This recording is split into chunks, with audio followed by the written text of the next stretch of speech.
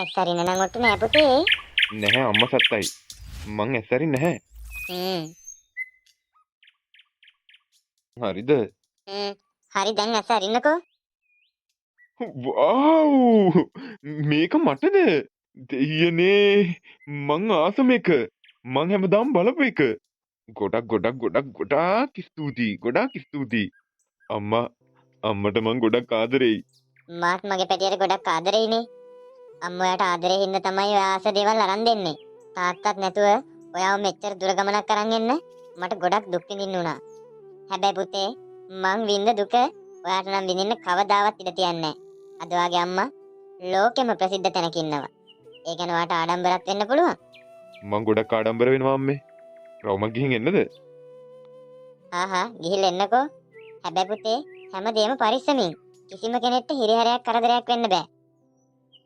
හරි අම්මේ. ලා ලා ලා ලා ලා ලා ලා ලා. මයි කොල්ලා.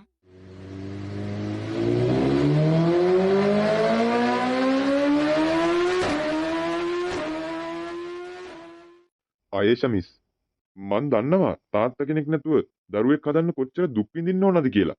තාත්තා කෙනෙක් නැතුව දරුවෙක් හදනවා කියන එක එසේ මෙසේ වැඩක් නෙවෙයි. ඔයා ඔය කාවින්ගර දීලා තියෙන නිදහස නිසා තමයි කාවින්ගගේ ජීවිතේ විනාශ වෙන්නේ. එයාට ඕන පාටි ලයිෆ් එකක් ගත කරන්න. හැමදාම හවසට ක්ලබ් යන්න. ඔයා දන්නවද?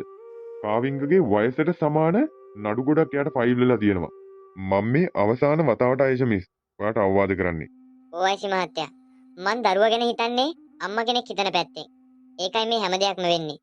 මං උත්සාහ කරන්න ළමයා හදන්න. බැරිම වුණොත් අපි නීතිමය ක්‍රියාමාර්ගයකට යමු. පුනරුත්ථාපනය කරනවා වගේ. ඒ වගේ තැනකට යන්න කලින් තමයි මම මේ වාට අවවාද කරන්නේ. ඔයා හිතලා තීරණයක් ගන්න.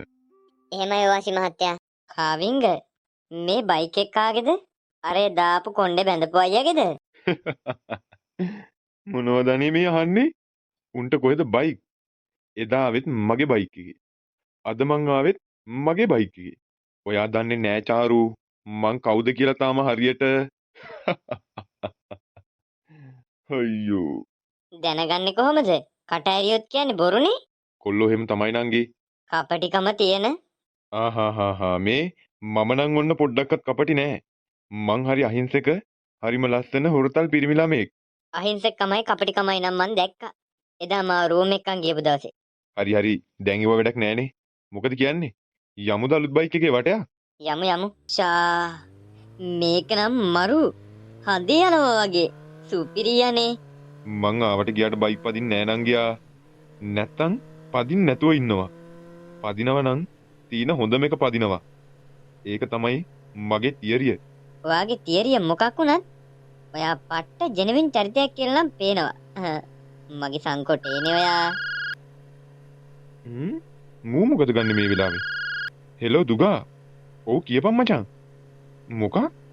බයික් එක හදන්න ගෑරේජ් එකට දැම්මනේ? හරි. ඉඳහම් මං උතන්ට එන්න. හරි. මං එන්න. මේ යාළුවෙක් එක්ක ඉන්නේ.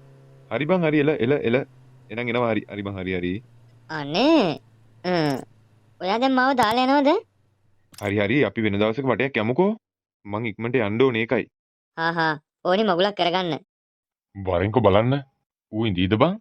ඉඳී. මයිකල් අයියේ. ඌ එනවා. ඕම ඉන්න. මල්ලි. අයියේ මේ මං ඔයාට බයික් එක හදන්න දුන්නේ ඇත්තටම විශ්වාසෙට. ඊටත් වඩා ඔයා දක්ෂ නිසා. මල්ලි. උඹ මට කතා කරේ රෝන්. අවංකවම මං උඹට බැන්නේ උඹ වැඩිමල් මිනිස්සෙක්ට කතා කරන්න දන්නේ නැහැ. ඒකයි. මට දිරවන්නේ නෑ මල්ලි උඹලා වගේ පඩස්තරයෝ. කාවින්ග මට මෝ මරාගෙන මැරෙන්න හිතනවා බං. මුකේ වයස ගැන හිතලා මං දැනටත් ඉවසන් ඉන්නේ. බලපංකෝ තියෙන සද්දේ. හරි. කලබල නොවී ඉඳපංකෝ. වැඩේ කරගන්න ඕන කොහොම හරි. මට කියනවාකෝ ඔහෙට බයික් එක හදන්න පුළුවන්ද බැරිද? මල්ලියේ. ඔබ කවුද බං? පට්ට මෝඩයෙක් නේ උඹ. උඹ දන්නවනේ මං කවුද කියලා? මේ ලංකාව ඇතුලෙන් කෙනෙක් හොයාගෙන උඹ බයික් එක හැදුවොත් මං උඹගෙන් බයික් එක සල්ලි වලට අරන් ඌට නිකන් දෙනවා. ඒක මතක තියාගන්න. මෝඩයා. මං කොහොමත් උඹේ බයික් එක හදන්නේ නැහැ. අන් ඉස්සරහා පාකින් එකේ බයික් එක තියෙන අරන් ඵලයන්. බලාගමු. යමන් බං. ෂි. දෙමෝකට ගේමක්. මගේ බයික් එක හදන්න වගේ යමන් කොහෙට නැගිටින්න බැරි වෙන්න දුන්නම ආයේ කිසි කතන්දරයක් නැහැ. හෙට යමන්. ඕකට ගේමක් දුන්න නැත්නම් මට නිින්ද යන්නෙත් නෑ තමයි.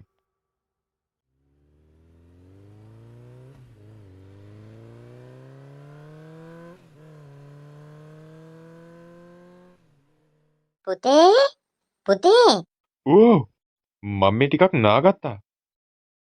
මටවත් එක ටිකක් කතා කරන්න ඕන. ඉක්මනට එන්න. මට අද පාටි එකට යන්නත් තියෙනවා. ඉක්මන් කරන්න. මෙහාට එන්නකෝ. ඇයි අම්මේ? මොකක් හරි අවුලක්ද? පුතේ මට මිනිස්සුන්ගෙන් බැනුම් අහලා එපා වෙලා තියෙන්නේ. ඔයා දන්නවනේ මං ඔයාව හදන්න කොච්චර මහන්සි වුණාද කියලා. ඔව් අම්මේ මන් දන්නවා. ඔයා අම්මට ආදරෙයි නම් ඔයාගේ යාළුවන් අතාරින්න ඕන. එයාලත් එක්ක තියෙන සම්බන්ධතා සියලුම දේවල් නවත්තන්න ඕන. නැත්තම් මහා විනාශයක් වෙන්නේ පුතේ. අනේ අම්මේ. එකපාරට අතාරින්න බෑනේ යාළුවන්ව. ටික තමයි අතාරින්න වෙන්නේ. ඒක මං දන්නවා. ඔයා හොඳ ළමයෙක්. හොඳ ගතිගුණ තියෙන. හැබැයි පුතේ යාළුව කරන එක වැරද්දක් නිසා අම්මගේ ජීවිත කාලෙම වෙච්ච මහන්සියේ ප්‍රතිඵල වතුර යන්න පුළුවන්. ඒක නම් ඉඩ තියන්න එපා පුතේ. අම්මගේ පපුව පැහිලා මැරෙයි. අම්මට ඕන පුතාව රාජකුමාරයෙක් කරන්න. හරි අම්මේ. මං ඒකට නම් ඉඩ තියන්නේ නෑ. හොඳ ළමයා. OIC මහත්තයා මොකද්ද කියන්න හදන්නේ කියලා මට තේරෙන්නේ නැහැ. ඔයා දන්නවද? ඊයේ රෑ ඉඳන් පැය 12ක් යනකොට ඔයාගේ පුතා ප්‍රසිද්ධ චරිතයක් කියලා. මං එදා ඔයාව පොලිසියට ගෙන්නලා ඔයාට අවවාද කරා. ඒත් කිසිම ප්‍රයෝජනයක් වුණේ නැහැ. බලන්නකෝ මේ වීඩියෝ එක. ඔව් මචං. හරි බං හරි. හරි මං ට්‍රාන්ස්ෆර් එකක් දාන්නම්. ඕකේ.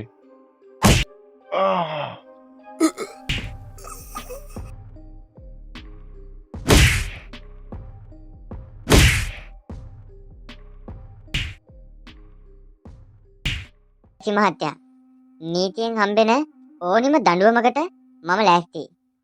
වැරද්දක් කරා නම් මගේ පුතාද පිට කෙනෙක්ද කියන එක අදාළ නැහැ. වැරද්දට දඬුවම ලැබෙන්න ඕන. මගේ දෙමව්පියෝ කරත් මං කවදාවත් වැරද්දට දඬුවම් දෙන්න එපා කියන්නේ නැහැ. අනිවාර්යෙන්ම මෙයාට දෙන්න ඕන උපරිම දඬුවම් දෙන්න. හදන්න මං උපරිම උත්සාහ කරා. OIC මහත්තයාට පින් සිද්ධ වෙනවා. පුළුවන් නම් මට හදලා දෙන්න. පුනරුත්ථාපනය කළා හරි කමක් නැහැ. මේ පාර මට නීතියෙන් කිසිම උදව්වක් කරන්න හම්බෙන එකක් නෑ. මේක බරපතල පහර දීමක්. සෝරි. පුතාව පුනරුත්ථාපන කඳවුරටත් යවලා ඉවරයි.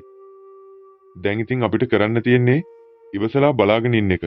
ළමයා කවදා හරි හැදිලා එළියට එනකම්. ආදරණීය දෙමව්පියනි, ඔබ දුක් මහන්සියෙන් ගොඩනගන ඔබගේ ආදරණීය දරුවන් සමාජ හිතකාමී නිහතමානී පුද්ගලයින් ලෙස සමාජයට දායාද කරන්න. එය ඔබේ මහඟු වගකීමයි. ස්තුතියි.